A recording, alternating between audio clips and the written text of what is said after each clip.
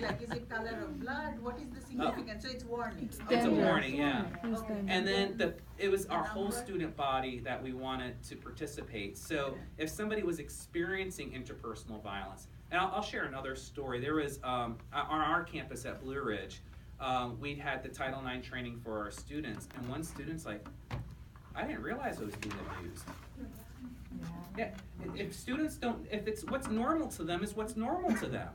And I started thinking about this on my drive down because if I grew up in a very healthy environment, then if someone is being mistreating, that's not the norm. The norm is what's average. And so if somebody's not acting in the norm, I have to come up with a reason for it.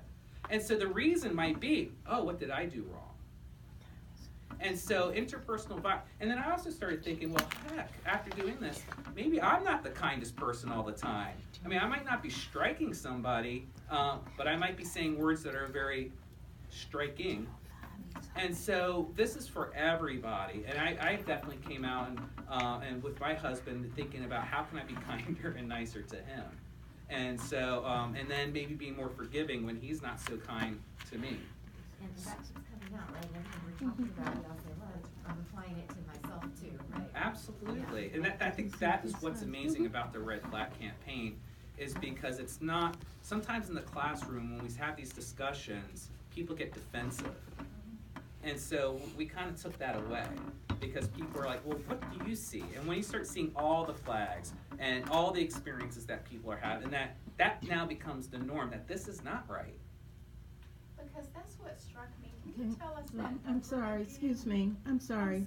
I'm sorry. We need to let them finish and then have our discussion because our time is running out. I'm sorry, because we could go on and on. So Sure. Can we finish the presentation and then get into the deep discussion in the time that we have? Sorry, Joe. No, it's okay, it's okay. Well, so they had to have somebody talk about the numbers, the dry part, right? Because you know, they're warm and fuzzy, and we talk about feelings, and we were talking about this last night. So they had a political scientist join the team to sort of bore you guys. So I'll try to make this as lively, but also as appropriate as possible. So Chris left off talking about impact, and that's, I think, a good segue into what it is I want to discuss. And so the three main topics that I want to focus on in my remarks. First of all, of course, we're going to talk about the class-level assessment. Then I'll move into a discussion of the surveys without going into too many kind of details. And then finally, we'll talk about the sort of immediate community impact, and then we'll invite Tweeta back up here to kind of be our closer for this conversation. So to begin, we have some statistics, some figures up here. The first part of what I'm going to talk about is our program level assessment. What it is we had our students do. And so, as Tweeta had mentioned already, this is an example of experiential learning.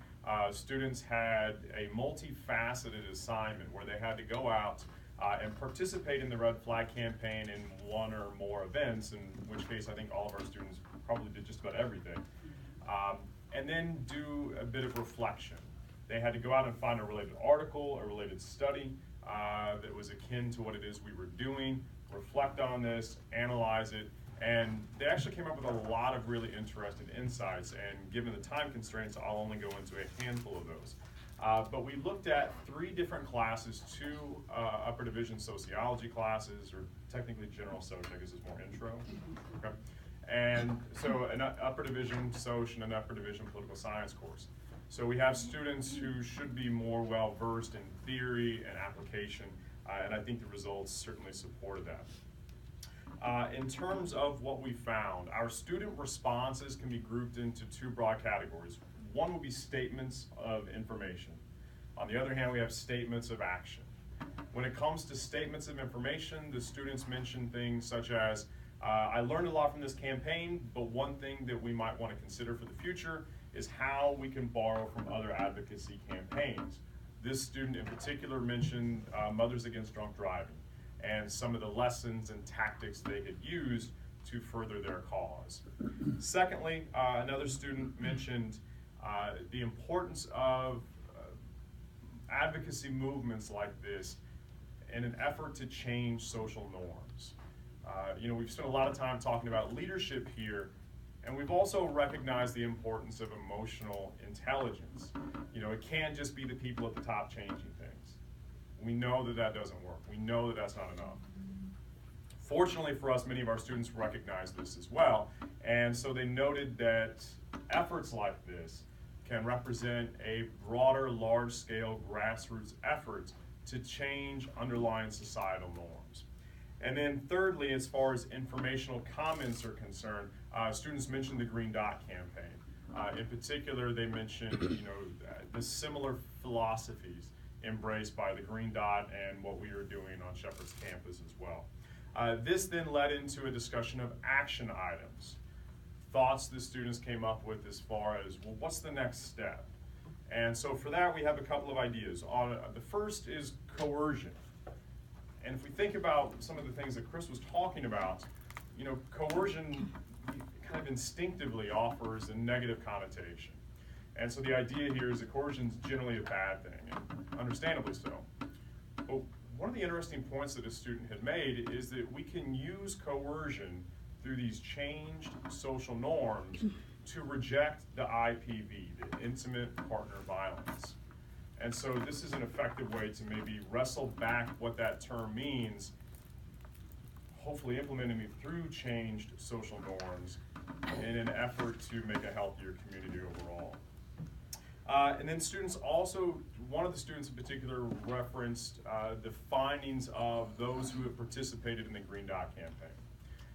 One of the researchers who had looked into this revealed a statistically significant finding whereby those who participated in the Green Dot campaign were much less likely to be involved in intimate partner violence. And so these campaigns work. But it does take resources, as Quita pointed out, and it takes a lot of folks buying into this. It cannot be just one or two people doing this. Furthermore from that, we can see what we learned from the surveys. The surveys were obviously a kind of a step back, a broader checking of the pulse of the population. Did I forget to change slides? Thank you. And so with the surveys, we conducted the surveys. I don't have.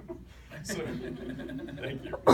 So with respect to the surveys, we had around almost 300 individuals filling out surveys over about a 4 or 5 day span. Was it 5 days?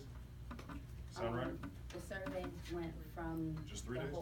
The survey just went all the way until I think the 4th day. 4th day, okay. Because we had some in the class, some people filled out surveys in the classroom. So some did it at the campaign, some did it at kickoff, and then I waited for people to return them, and then we began to analyze them. So the survey campaign was conducted over multiple days. All told, we had around 273 respondents. Most of those, as you might imagine, are students. Oh, that's not good. That's my timer to myself, not Chris's alarm clock. So I guess I'll speed it up a little bit. We had almost 20 faculty and community members, and this is an important point that goes back to something that Quita had talked about as well. So just some of the highlights from the results. First of all, 40% of those surveyed had participated in a campaign like this for the very first time. Of those, more than a third, 35%, had some personal experience with intimate partner violence. And then going back to the red flag declaration portion of this, almost half, 46%, wrote something on their flag that they had felt or that they had experienced firsthand. And so clearly, I don't think we entered this project thinking that it was all sunshine and rainbows on our campus, but this campaign was particularly revealing because it gave us a lot of insight into what folks are feeling, because as we all know, not everything that people experience gets reported. And this really pulled the curtain back on some things going on at our campus. Interestingly, we see that many of the participants or the respondents rejected the notion of victim blaming, but when we looked at the data a little more closely, it broke down into some troubling trends. In particular, we see that heterosexual males were not as likely to reject the victim blaming stereotype or myth as much as other respondents in our survey. And perhaps even more surprisingly, 13 out of 19 faculty and community members also had experienced intimate partner violence. So when Quita talks about the fact that we're not training our faculty, I mean, this is really, even though it's a small sample size with just under 20, it's pretty concerning. So with that in mind, we see that the results overall were generally well received. We learned a lot about our community, and we also learned that by participating in one or more of these events associated with the bystander intervention, the Red Flag campaign, that we're making a difference. Our work is not done, obviously, but we're making a difference. And if we think about this in terms of sort of the, well, I won't spoil into yours. Go ahead, spoil it. No. I'll just say a couple things really quickly because I know I'm running out of time. So what we see here is that the Red Flag campaign increased awareness on our campus among all those people, even if they didn't participate in the surveys, even if they didn't participate in the classroom discussions. We know that we're having a positive impact on that.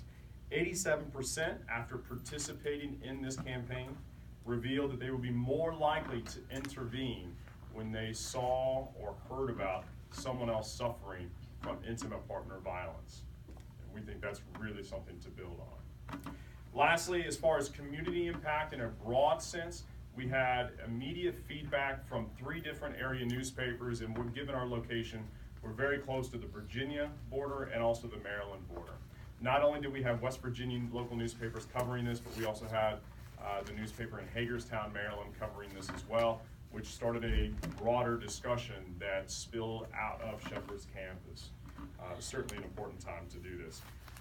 Clearly, as Chris noted, the students reflected on this positively. We can see that through the surveys, but also through the anecdotal responses.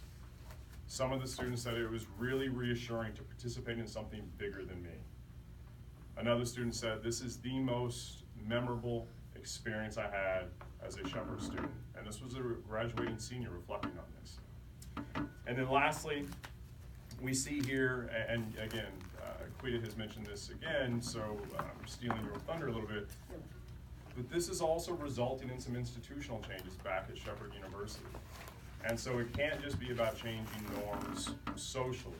It needs to be coupled with broader changes, and through everything that we've done, and especially with Quita's efforts to get our administrators to recognize the need for this, we hope that we're taking this step in another direction. So with that, I'll give it back to you. Okay, I can sit here. Okay. You want me to go back to your slide now?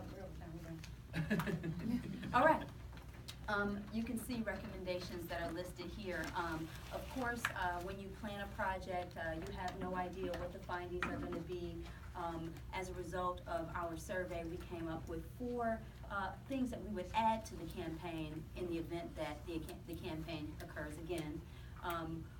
Joe Robbins has been doing these teach-ins with the political science department, and then I stole his thunder and created a teach-in for sociology, but I added a component to it, breakout sessions.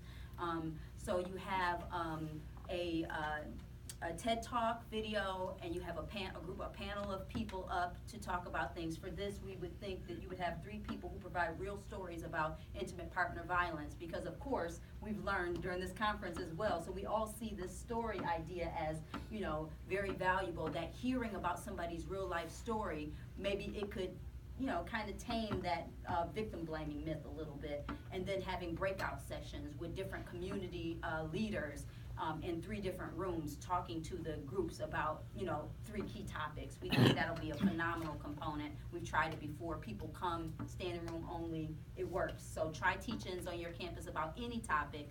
There's already, from St. Leo, a list of, you know, bringing people in to communicate. But if you think about this teach-in layout where you have the breakout sessions, the students, faculty, they said they got so much more in addition to the panel from the breakout sessions, because they could actually talk. They could be a part of an intimate conversation after that, you know.